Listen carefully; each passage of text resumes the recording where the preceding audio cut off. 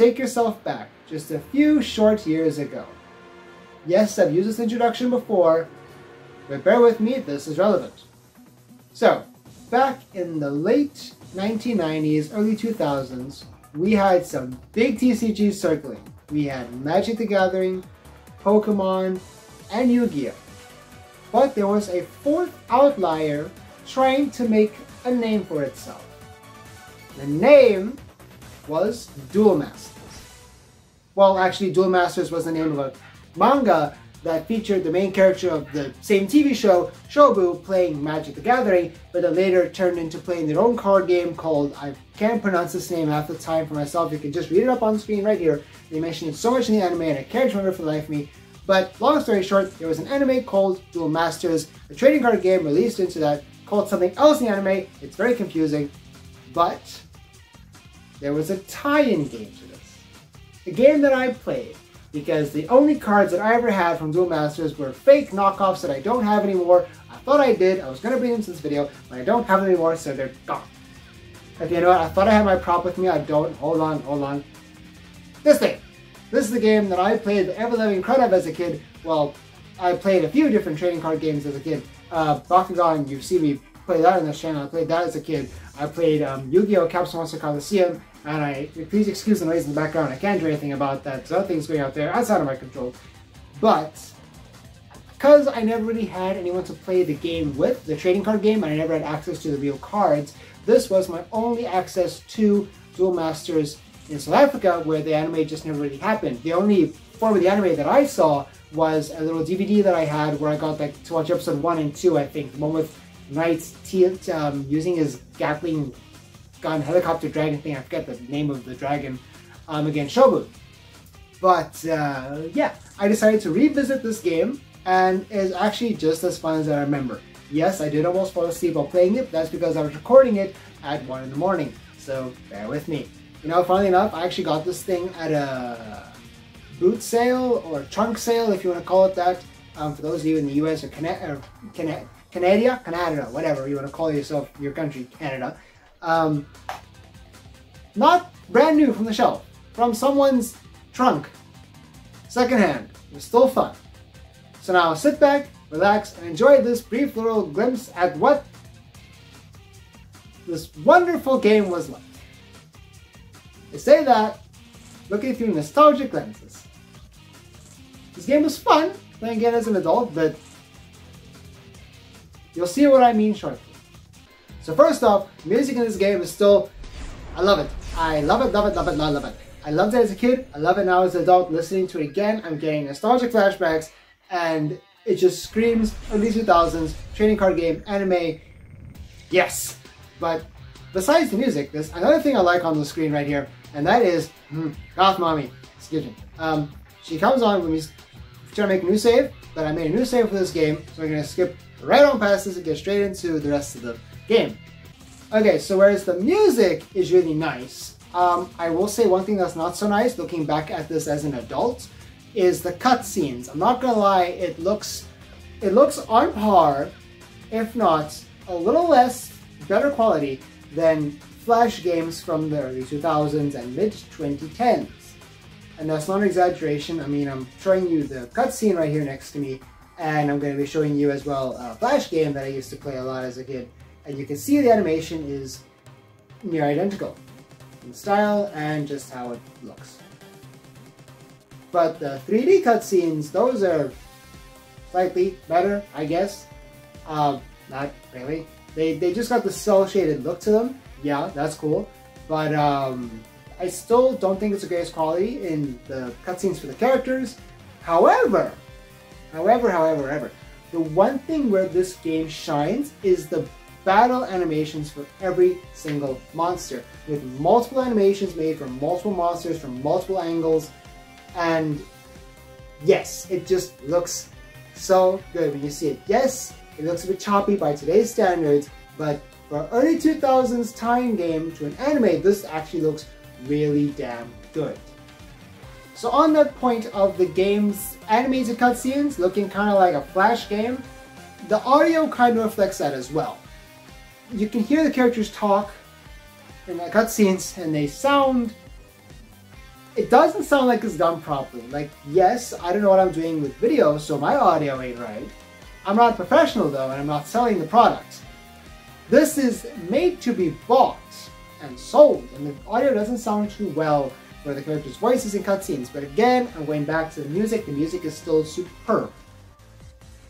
Hey, remember when Bakugan made a fighting game?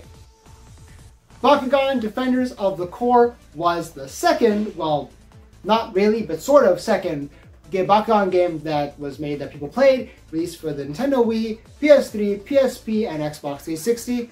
I didn't practice this before, I promise. But I want to play through this game again, and hopefully not take as long as I did for the last Bakugan game, which took me like 5 years. Or 4, I forgot, I've lost count. But when you guys want to see those videos, you better be subscribed, because I'll be posting this video soon, and I want to reach 500 subs before the end of July 2024. It'd be even more amazing if we could reach 400 subs before the end of February, which is closing very, very fast. Anyway, I won't bother you too much longer about this amazing game that was actually very fun, and let you watch the rest of the video. And goodbye. So after just getting a little bit of a taste of what the game's quality looks like, and people are already putting their PlayStation 2s off because it looks kind of bad, we get a tutorial from Knight, you know, the same Knight from the TV show. But I say, screw you, Knight! I don't need no tutorial. I remember how to play this game from 15 years ago, I think it is. Way too old for this stuff. Actually, I think it was 20 years ago. This game came out in when? 2004. This game is 20 years old. I think I played it in like 2008 or whatever. So let's stick to like 15, 18 years. I still remember how to play this game. Screw you, Knight, I don't remember. So I skipped the tutorial and I just go straight into the game. And the first battle was not nice to me. I'll explain what happened in my first fight in a minute. But let's just go over the character roster for this game. See, when I was a kid, for some reason, I really, really liked Flynn. I don't know why. I think it's because at the same time I was watching Total Drama, and Duncan was my favorite character in that show. And Flynn screams Duncan. Yes, there are other characters like Rusty and Luke and so on and so forth. They're all cool. Like Rusty I think is my third favorite, but I mean, Fire, cool, but Flynn looks good. I don't know if it's because of all the extra leather. He looks like he wears a choker. I already like wearing chokers, but besides which, I decided to stay it safe and just pick Flynn again when I'm going through this now as an adult. And his story is not very complicated. Every character has their own unique storyline. Flynn's it starts off simple. It starts off with him in a retail job. And I've been there. I'm still there. It sucks. So I relate to him a lot better this way. But anyway, his main story is revolving around a defect from our antagonist who is against the antagonist's plans and wants to help Flynn try and defeat her, but he has this roundabout way of doing it. So the first thing he asks us to do is to help him swap out a bunch of documents and another character from the enemy he's trying to steal, and I do that by antagonizing her and poking fun at her so eventually she duels me. But before that, I say, wait, I want to see if I actually remember how to play this game. So I go into my first few fights. The first fight, not gonna lie, I don't know what happened here. I swear I knew what I was doing, but for some reason I blanked out. I remember misclicking some things. Like I intended to attack some of her monsters before. The person I'm playing here, I forget her name. That's how forgettable the fight was, except for the fact that I almost lost. But I was able to do it no problem. By the way, I haven't even explained how the game is played. That can be a video all on its own, or sure you can find someone who can explain the games better than I can. But long story short, you make sure all 5 of your opponent's shields get destroyed, do one last final blow onto them, you attack their shields, you can attack their monsters, they can block your attacks, you have spells, you have triggers when the shield gets destroyed, so on and so forth, basic premise of the game. It's a turn-based game, uses mana, similar to Magic, you get the idea. And I decide, after the first fight, I want to see if maybe I'm actually bad at the game or if I just had a fluke in that first match, so I go for a second duel. And the second duel actually went rather easily, but you can see here that the game actually makes an effort because there's multiple cutscenes for different scenarios the monster is doing. Be it they're attacking another monster, they're dying, they're attacking a player, they're attacking, a shield, or what be it.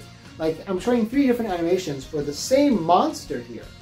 This game actually has a lot of effort in it, because there's a massive roster sheet of I think 300 or so monsters in this game already, with 3 animations each. So after enough practice, I decided to say screw it and actually continue the story.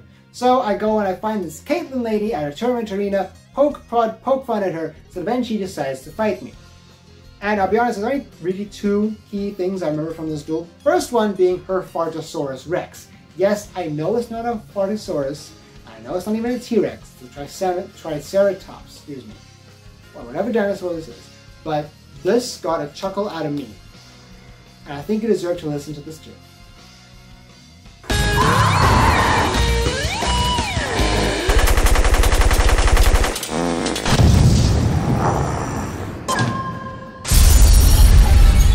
Like, I don't know why that just got a chuckle out of me when I decided to play it again. And the last bit, when she loses, she throws a tantrum. Just like Prince Vegeta. I wanna be a Super Saiyan! I wanna! After the fight at the tournament arena with Caitlyn, I decided to go back to the mall and I find this kid named Savvy. He's not very card savvy because I beat him rather easily. But his prize cards to me are 2 revolver fish. I am a dual pistol wielding duelist, and that's why I decided to call it a day. But this game was actually really fun looking back at it. I do want to play more of it, so if this video can reach at least 10 likes, then I'll do another Baku-Matsers video. I don't know how you guys feel about that, but I really do want to play more of this game and do a full either playthrough of it in parts or just one big video where I tell the story of it. I don't know how you guys feel about that. But anyway, thank you all so much for watching again. Stay strong and battle on, battle on. Bye-bye.